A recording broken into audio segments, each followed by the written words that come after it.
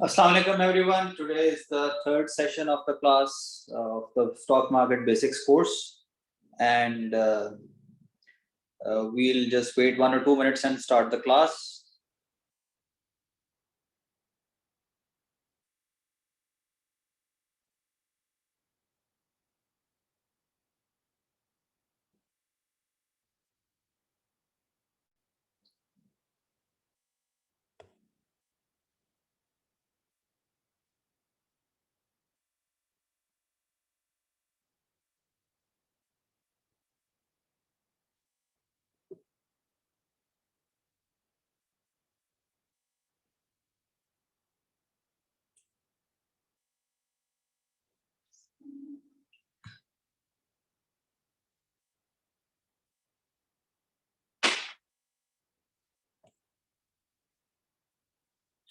जी, class जो है अब शुरू करते हैं 1 मिनट में। इन द मीन टाइम कुछ सवालात जो थे, रिकॉर्डिंग जो है वो PSX को अगर आप ईमेल करें तो आपको, अगर आपका रीजन वैलिड हो तो वो आपको दे सकते हैं। बाकी let's begin the class. I hope you can listen to my voice, and I will just share the screen now.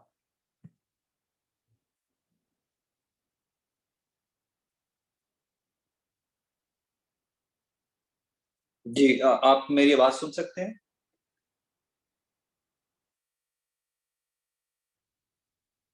Okay.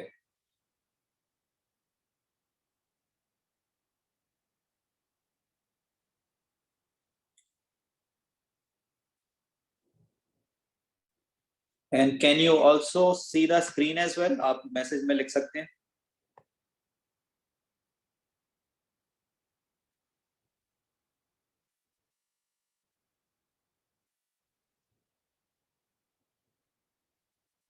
Is the screen visible? Okay, good, great. ठीक है।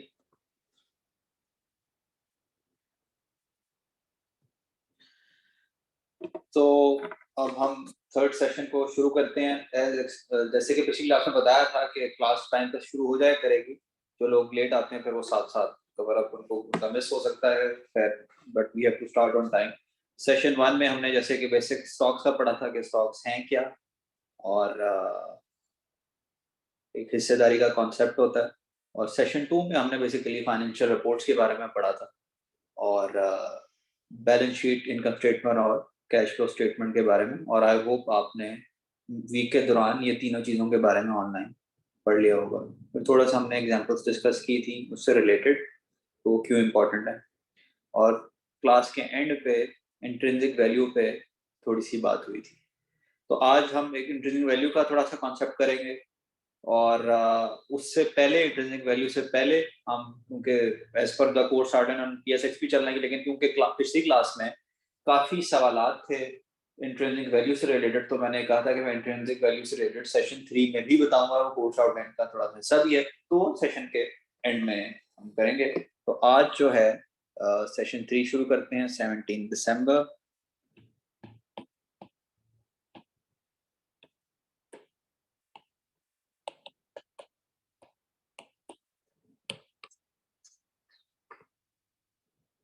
सेशन 3 में हमने सबसे पहले जो है फाइनेंशियल रेशोज जो है वो हम उसको बेसिक्स है उसके बारे में एक ओवरव्यू ले लेंगे। पहले सेशन में मैंने बताया था एक वॉरेन बुफे की किताब द इंटेलिजेंट इन्वेस्टर, उस पर PE रेशो की बड़ी बात होती है। तो PE रेशो होती है, आज हम थोड़ा सा फाइनेंशियल रेशोज के बारे में बात कर लेते हैं। फाइनेंशियल रेशोज का फायदा क्या होता है?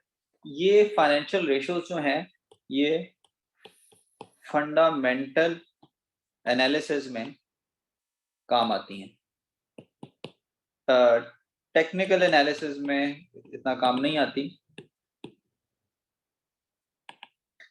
फंडामेंटल एनालिसिस जो है वो इन्वेस्टिंग के लिए इस्तेमाल होता है, जबकि टेक्निकल एनालिसिस जो है वो डे ट्रेडिंग के लिए इस्तेमाल होता है। तो डाटा ये कहता है कि 90% लोग जो हैं टेक्निकल एनालिसिस में वो पैसा लूज कर लेते हैं, और इसमें 90% अगर आप लॉन्ग रन लिए रखें अच्छी कंपनी तो गेन करते हैं। तो इसलिए रिकमेंडेड स्ट्रेटेजी भी यही है। और सेक्शन 4 में थोड़ा सा हम टेक्निकल एनालिसिस पे भी बात कर सकते हैं। तो फाइनेंशियल रेशियो जो है वो फंडामेंटल एनालिसिस के लिए इस्तेमाल, फाइनेंशियल रेशियोज फंडामेंटल एनालिसिस का हिस्सा है और फंडामेंटल एनालिसिस जो है वो इन्वेस्टिंग में इस्तेमाल होता है। और डे ट्रेडिंग की कुछ और भी लूपहोल्स ये हैं कि शरिया कंप्लायंट नहीं डे ट्रेडिंग, मतलब एज पर द फतवा आपको एक दिन में खरीद के बेच नहीं सकते, आपके क्योंकि नाम होने में 3 दिन लगते हैं। तो अगर आप बाय द बुक चले तो क्योंकि शेयर 3 दिन में आपके नाम होता है सीडीसी अकाउंट के थ्रू, तो इस वजह से आपके कोई चीज नाम है ही नहीं और आप उसकी तजारत कर रहे हैं, तो शरिया कंप्लायंट में थोड़ा सा ग्रे एरिया आ जाता है। तो फंडामेंटल एनालिसिस जो है इस जो पिछली जो क्लास थी जिसमें के बैंक स्टेटमेंट, इनकम स्टेटमेंट और कैश फ्लो स्टेटमेंट थी, उसमें बहुत से चीजें होती हैं, हमने बेसिक लेवल पे कवर किया था कि बैंक स्टेटमेंट में एसेट्स होते हैं क्या, और सॉरी बैलेंस शीट में एसेट्स होते हैं, कैश फ्लो स्टेटमेंट में कैश और इनकम स्टेटमेंट में प्रॉफिट एंड लॉस। तो फाइनेंशियल रेशियोज के लिए यही चीजें इस्तेमाल होती हैं। तो सबसे पहले जो सबसे इंपॉर्टेंट रेशो मानी जाती है ट्रेडिशनली वो है प्राइस टू अर्निंग रेशियो। अच्छा, ये मैं बेसिक आपकी बेस बनाने के लिए जो है ये इनके आपके रेशियोज का जो है आपको एक ओवरव्यू दे रहा हूँ। वैसे तो अब एप्स बन गई हैं, वो भी हम देख लेंगे आगे की क्लासेस में जो आपको रेशियो निकाल देती हैं, लेकिन बेसिक अंडरस्टैंडिंग के लिए, क्योंकि आप बेसिक में भी आते हैं तो पी रेशो बड़ी अच्छी रेशो है। तो प्राइस टू अर्निंग रेशो है क्या, इसका एक फार्मूला है, PE ratio equals share price, market में जो शेयर की प्राइस होगी, divided by earning per share, EPS. तो ये जो है ना पी रेशो इस तरह निकल आएगी। तो लेट से एग्जांपल दे रहा हूं कि मार्केट में शेयर की प्राइस जो है, एग्जांपल मार्केट में लेट से शेयर की प्राइस जो है वो 20 रुपए का शेयर है और अर्निंग पर शेयर आप उसकी निकाल सकते हैं उधर से फाइनेंशियल रिपोर्ट से, लेट से 10 रुपए अर्निंग पर शेयर आई है, तो पी रेशो हो गई 2।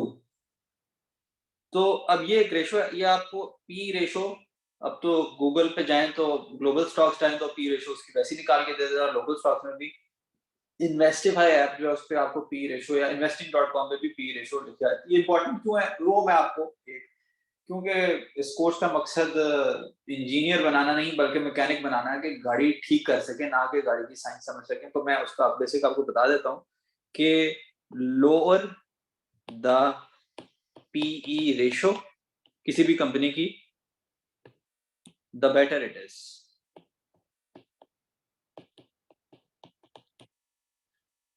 तो नॉर्मली कन्वेंशनली जो वॉरेन बफेट किताब है इंटेलिजेंट इन्वेस्टर, उसमें पी रेशो का भी बड़ा जिक्र आता है और उसमें भी, और कन्वेंशनली आप विजडम ये कहा जाता है कि अगर किसी भी शेयर की पीई रेशो 10 से कम है तो वो आप खरीद लें। तो और एप्स जो हैं वो पी रेशो निकाल देती हैं मुख्तलिफ किस्म की। तो इसकी मैं आपको एग्जांपल दे देता हूँ। अगर हम किसी भी ऐप पे चले जाएं, लेट्स से मेरे पास अगर कोई इंस्टॉल्ड इन्वेस्टिफाई एक ऐप है लोकल, तो मैं अब इसमें किसी भी स्टॉक पे आ जाऊं, लेट्स से रैंडमली इंटरलूप देख लें, टेक्सटाइल की कंपनी है और इधर कहीं पे कहीं ना कहीं इसकी पी रेशो लिखी होगी, फंडामेंटल बीच में मैंने क्लिक कर दिया, ये 50 का शेयर है। ये देखें आप, इसमें एनुअल अर्निंग पर शेयर दी हुई है पहली लाइन में, दूसरी लाइन, तीसरी, चौथी लाइन में आप आए तो पीई रेशो लिखा हुआ है और इसकी पीई रेशो है 4.53। ऊपर से 1 2 3 4th लाइन में पी रेशो लिखा हुआ है, उसका राइट पे जाए 4.53। तो ये ऐप्स जो है पी रेशो भी निकाल देती हैं। और तो हम इधर आ जाएं तो नॉर्मली कहा जाता है कि पी रेशो अगर लेस देन 10 हो तो ये अच्छी बात मानी जाती है। और लेकिन इसमें ये इंटेलिजेंट इन्वेस्टर में भी बात की थी, लेकिन नॉर्मली अब ये भी ट्रेंड चेंज हो चुका है क्योंकि उस दौर में टेक की कंपनीज नहीं होती थी, जो टेक्नोलॉजी कंपनीज हैं वो तब नहीं होती थी। और जो टेक्नोलॉजी कंपनीज हैं उनकी पीई रेशो जो है वो 10 से तो ज्यादा ही होती है, बल्कि 20-30 पे चल रही होती है।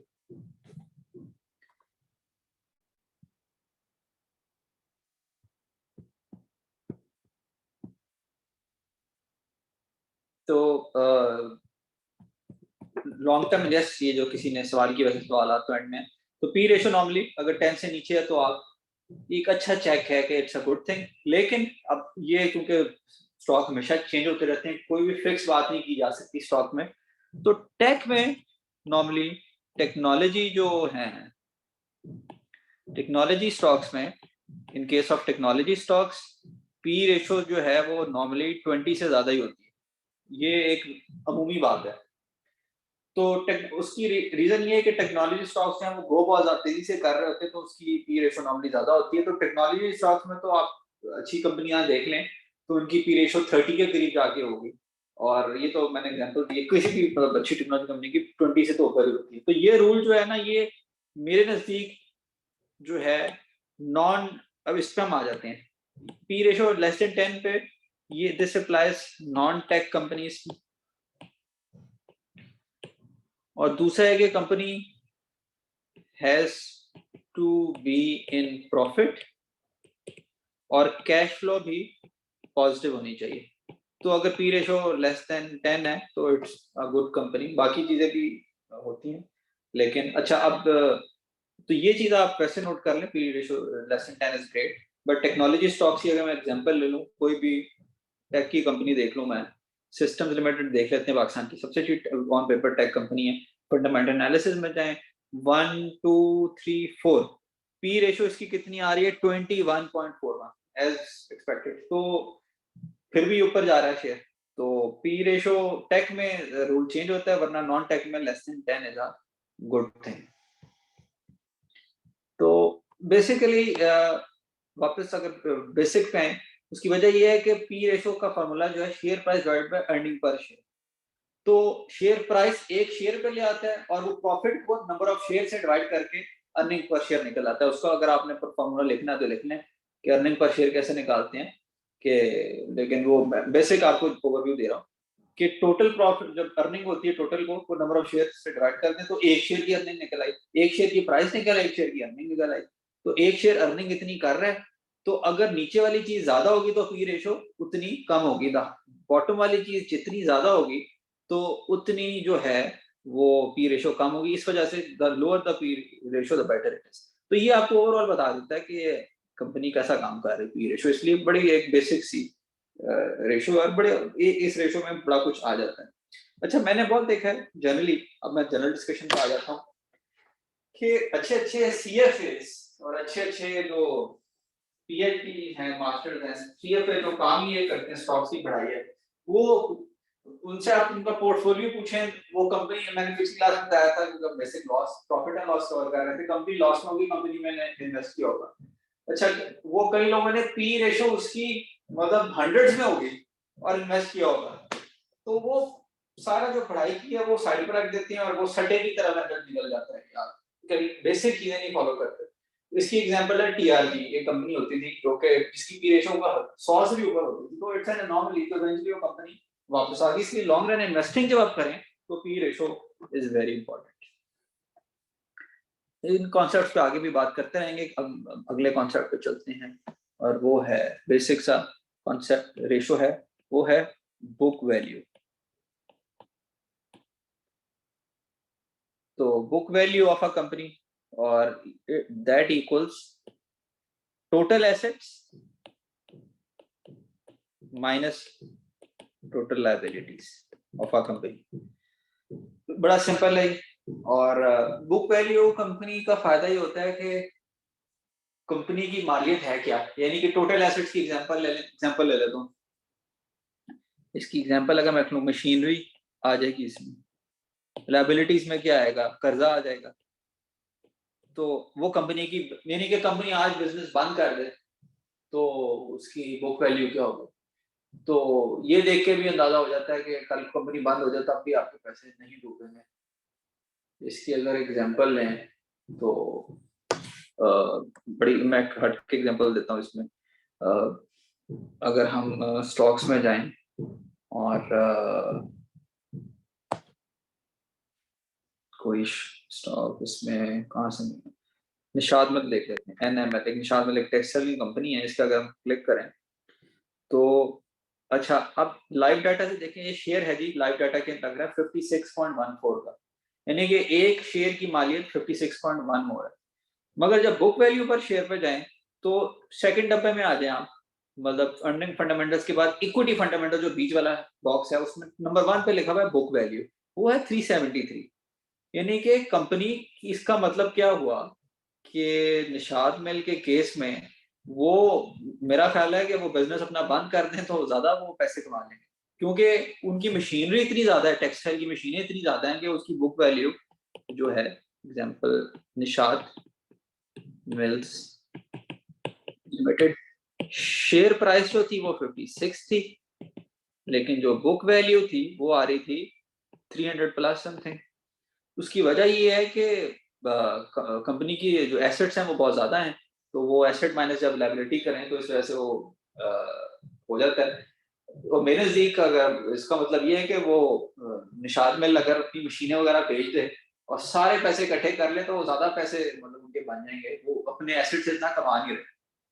तो बुक वैल्यू का ये एक होता है कि बेसिक आपको वैल्यू देती है। नॉर्मली टेक कंपनीज की बुक वैल्यू बहुत कम होती है, और जो मैन्युफैक्चरिंग कंपनीज होती हैं उनकी बुक वैल्यू बहुत ज्यादा होती है, क्योंकि हाई मशीनरी बहुत ज्यादा होती है मैन्युफैक्चरिंग कंपनीज, जैसे कि टेक्सटाइल हो गया। जबकि टेक्नोलॉजी कंपनीज की बुक वैल्यू जो है वो कम इसलिए होती है कि उनकी मशीनरी क्या होगी, उनके पास तो लैपटॉप्स हैं, वही उनकी मशीनरी है। तो उससे आपको ये भी अंदाजा हो जाता है कि कंपनी बड़े कम रिसोर्सेज से क्या आउटपुट दे रही है। तो ये एक ओवरऑल जो है। अच्छा, टेक्सटाइल में मैं आपको एक और एग्जांपल ले लेता हूँ इसी कॉन्सेप्ट को देखने के लिए। अगर वही एक कंपनी है, निशाद में टेक्सटाइल है ये कंपनी है, एक और कंपनी अगर हम देखें कोई और, इंटरलूप। अच्छा, उसके इसका लाइव में जाएं तो 59 का ही शेयर आसपास ही है, लेकिन इसके फंडामेंटल्स में आ जाए अगर तो बुक वैल्यू उसकी 37 रुपीज है। बीच वाले डब्बे में इक्विटी फंडामेंटल में बुक वैल्यू 37। अब ये कंपनी मुझे लग रहा है ज्यादा अच्छी है शायद से, क्योंकि इसके तो मतलब, हालांकि ये टेक्सटाइल की कंपनी है, इसका मतलब कि थोड़ी सी मशीनरी से बहुत ज्यादा अर्निंग कर रहे हैं। तो 37 और 59, तो इधर अगर हम आ जाए नीचे, दूसरी एग्जांपल ले लें। 59 का शेयर है और 37 उसकी बुक वैल्यू है। इंटरलूप, इसका सिंबल ILP है, अगर आपने कहीं ऐप पे ऑनलाइन या कहीं भी देखना हो, या इसका है NML। तो इसका मतलब ये हुआ कि इंटरलूप जो है उसकी भी मशीनरी है, मगर वो थोड़ी सी मशीनरी से बहुत ज्यादा अच्छा काम कर रहे हैं और बहुत ज्यादा आउटपुट दे रहे हैं, जिसकी वजह से अर्निंग उनकी ज्यादा आ रही है और शेयर प्राइस जो है उनकी अच्छी है। तो अब ये मैंने सिर्फ आपको example the, example 1 and example 2। अब बुक वैल्यू का फायदा क्या हुआ कि आपने देखा निशाद मिल की इतनी ज्यादा उनकी बुक वैल्यू, इसका मतलब है कि उन्होंने इतने ज्यादा एसेट्स किए हैं, लेकिन अर्निंग सिर्फ उनकी 56 है। जबकि इंटरलूप जो है वो उनकी बुक वैल्यू यानी कि उनके एसेट्स शेयर पे लें तो 37, अर्निंग फिर भी उनकी 59 है। इसका मतलब है कि वो कम एसेट से बहुत अच्छा काम कर रहे हैं। तो ये एक बुक वैल्यू का फायदा है, एक नोट करने का आपको एक बेसिक अंदाजा हो जाता है। बुक वैल्यू ज्यादा होना अच्छी बात भी है, मगर अगर बुक वैल्यू निशात की 300 से ऊपर है तो उसकी शेयर प्राइस भी 300 के आसपास होनी चाहिए, क्योंकि उस हिसाब से आउटपुट आ रहा होना चाहिए। वो अगर आप इंटरलूप उसी सेक्टर में देखें तो वो कम बुक वैल्यू से ज्यादा आउटपुट प्रोड्यूस कर रहा है। तो ये फायदा है बुक वैल्यू का। और ये एक अच्छी एक्सरसाइज है लर्निंग के पॉइंट ऑफ व्यू से भी। मतलब ये जो एक्सरसाइज है, मैं आपको, आप स्टॉक को साइड पे भी रखते हैं, आप वैसे आपने किसी बिजनेस को एनालाइज करना है, उनके बेसिक्स कोर्स है ये। स्टॉक क्या है, कंपनी में हिस्सेदारी और कंपनी को जानने का तरीका है। तो बेसिक लेवल पे अगर कंपनी को जानना हो तो आपने वैसे किसी कंपनी में आप काम कर रहे हैं, आपने उसका एनालिसिस करना है, या डिफरेंट कंपनीज का फॉर वट एवर रीजन आप देखना चाहते हैं कि मेरी जो जॉब लगी है मेरी 2 कंपनीज में, मैं किस कंपनी में जॉब करूँ, उस कंपनी में करेंगे जिसका फ्यूचर बहुत अच्छा होगा, ग्रोथ अच्छी होगी। तो अगर आपने वैसे एनालिसिस, मुख्तलिफ रीजन हो सकते हैं अपार्ट फ्रॉम इन्वेस्टमेंट, मतलब ये तो हम इन्वेस्टमेंट के लिए एक किया था, तो ये it goes beyond investment these things. अच्छा, तीसरा एक है, वो पहली क्लास में बात हुई थी कि भाई कैपिटल गेन और डिविडेंड पे। कैपिटल गेन होता है कि आपने कंपनी का शेयर ले लिया और वो 100 रुपए से 200 का आपने बेच दिया, और डिविडेंड होता है कि आपने 100 रुपए का शेयर लिया और 10 रुपए उन्होंने प्रॉफिट दे दिया, आपके अकाउंट में शेयर 100 रुपए में करो, प्लस 10 प्रॉफिट भी आ गए।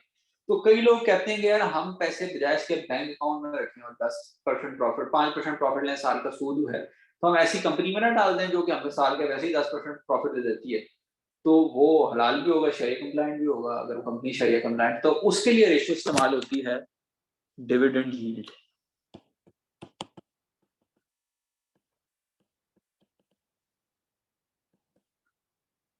तो उसका डिविडेंड यील्ड का formula, dividend yield equals dividend per share divided by share price.